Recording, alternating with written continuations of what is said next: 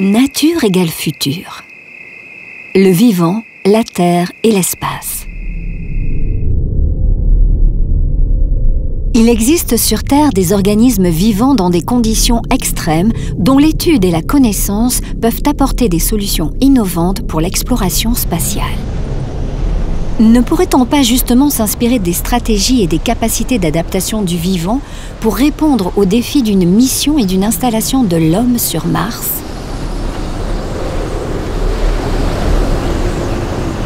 Une vie à la surface de la planète Mars sera beaucoup plus difficile qu'une vie à la surface de la Terre.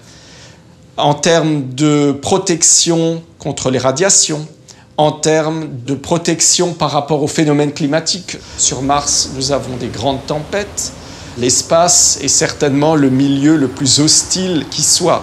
Mais la nature, qui est sur Terre, fait face de temps en temps à des situations extrêmes. Sur Terre, on a des milieux qui peuvent être très hostiles, des milieux soit très chauds, soit très froids, soit très humides, soit très très secs. Et on observe quand même dans ces milieux-là la vie se développer. Tout un tas d'organismes ont dû mettre au point différentes stratégies qui leur permettent de survivre et d'évoluer justement dans ces environnements extrêmes-là.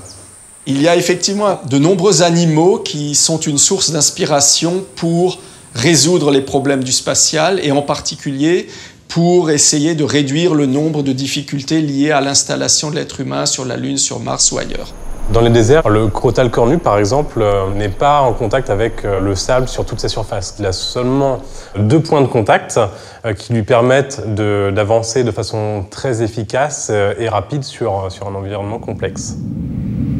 Une installation sur Mars nécessite la résolution de problématiques nombreuses. À travers des projets pilotes et collaboratifs, le CNES étudie actuellement des solutions biomimétiques pour relever ces défis, tout comme l'École nationale supérieure de création industrielle propose à ses étudiants de trouver des réponses inédites issues du vivant. Lorsque on voyage vers la planète Mars, il faut entre 6 mois et 12 mois de voyage, mais il faut aussi penser au voyage retour et le temps sur place. Au final, on a donc une mission aller-retour qui est de l'ordre de 2 ans et demi à 3 ans. On embarque sur un vaisseau qui a un volume contraint, donc on ne peut pas forcément partir avec 2 à 3 ans de nourriture, par exemple.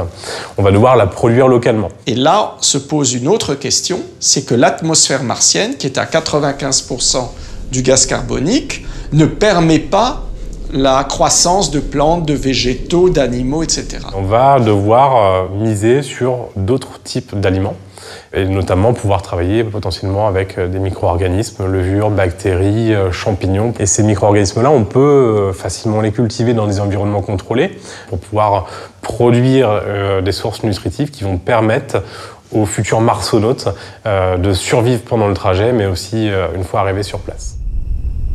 Si on veut construire des habitats à la surface de Mars, on peut faire appel à ce qui existe dans la nature où il y a déjà de la protection contre la radiation. Je pense par exemple au tardigrade.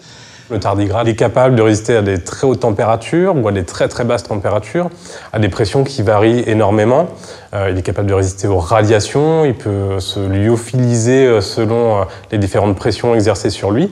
Dans les scénarios actuels que nous envisageons pour des habitats martiens, on pense faire des dômes de plusieurs dizaines de mètres de hauteur. Un des animaux que nous regardons, c'est le gecko, qui a des capacités phénoménales d'adhésion à toute surface et donc il peut grimper des murs verticaux.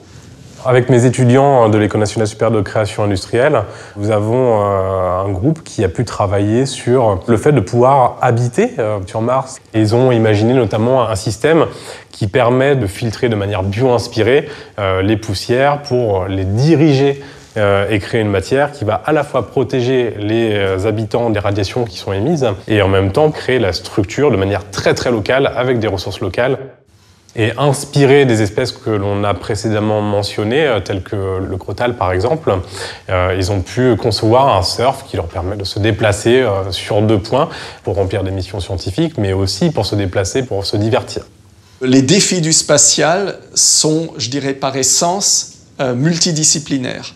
Et donc, en permanence, quand on cherche à innover, quand on cherche à progresser, on cherche d'autres domaines multidisciplinaires. Le biomimétisme en est clairement un. Et c'est ça qui, au fond, nous intéresse, c'est de se dire qu'on va regarder dans le vivant, sur Terre, comment fonctionnent les choses, pour, sur Mars, imaginer des nouveaux systèmes pour s'alimenter, répondre à des enjeux de santé, et le penser là-bas de manière extrêmement fine et contrainte va nous permettre de ramener tout ça sur Terre plus tard pour imaginer des réponses innovantes et bio-inspirées aux gros enjeux de demain.